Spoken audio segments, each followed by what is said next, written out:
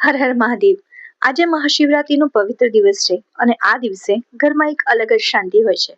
બાળપણથી જોઈએ છે કે મહાશિવરાત્રીના દિવસે ઘરમાં વ્રત, ભજન અને ફરાળી જમવાનું બનતું. આજે પણ એ જ પરંપરા મમ્મી સાથે કન્ટિન્યુ કરીએ છીએ. તો આજે માની રસોઈ અને મીમાં બનશે બટાકા અને શક્કરિયાનું ફરાળી શાક. સિમ્પલ છે પણ વ્રતમાં પરફેક્ટ છે. ચલો પહેલા જોઈ લઈએ શું શું લાગુ પડશે. જીરું, લીલા મરચા, તલ, સિંધવ મીઠું, ખાંડ, લીંબુનો રસ, બટાકા અને શક્કરિયા. મમ્મી કાયમ તમે આ જ કોમ્બિનેશન બનાવતા હો છો? હા, વર્ષોથી આપણા ઘરમાં આ જ રીતે બને છે. શક્કરિયા અને બટાકાનું મિક્સ ફરાળ બનાવીએ છીએ. બરાબર. કોઈના ઘરમાં અલગ અલગ બટાકા અને અલગ અલગ શક્કરિયાનું ફરાળ બને છે.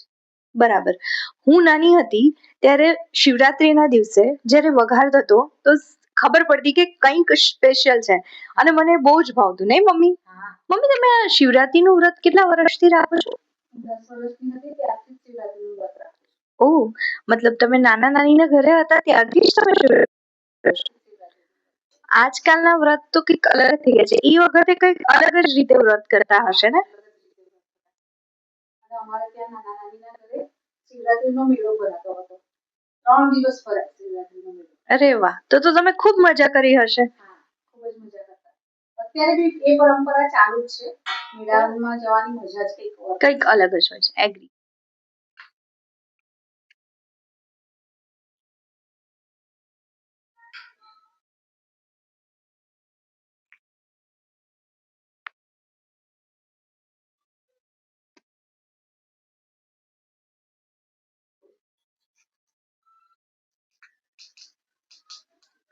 બાળપણથી મને જ્યારે આ જીરું વઘારમાં નાખીને સુગંધ આવે ને એ બહુ જ પ્રિય છે. હા, વ્રતમાં સાત્વિકપણાની સાથે સાથે સ્વાદ પણ જરૂરી છે. બરાબર કીધું મમ્મી.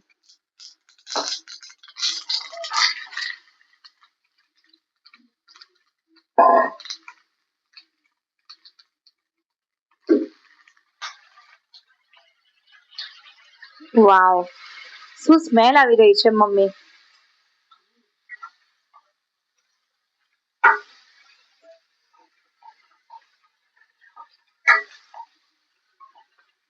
બાળપણથી મને ફરાળ અતિ પ્રિય છે.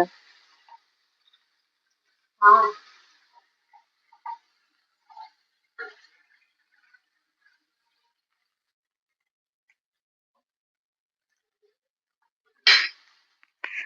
મહાશિવરાત્રી ખાલી એક ઉપવાસ જ નહીં, એ તો અંદરની શુદ્ધિ પણ છે. અને જેમ જેમ આ ફરાળ બની રહ્યું છે એમ જ એ પેશન્સ પણ શીખવાડી રહ્યું છે. આજે મમ્મી સાથે આ જે મોમેન્ટ્સ હું કેપ્ચર કરી રહી છું, આખરે એ પણ તો મારા મહાદેવની કૃપા જ છે. તો જોયું ને, સિમ્પલ ઇન્ગ્રેડિયન્ટ્સથી પણ કેટલું સુંદર લાગે છે. માની રસોઈ અને મી તરફથી આપ સૌને મહાશિવરાત્રિની હાર્દિક શુભકામનાઓ. આપ સૌના ઘરમાં સુખ અને શાંતિ બન્યા રહે.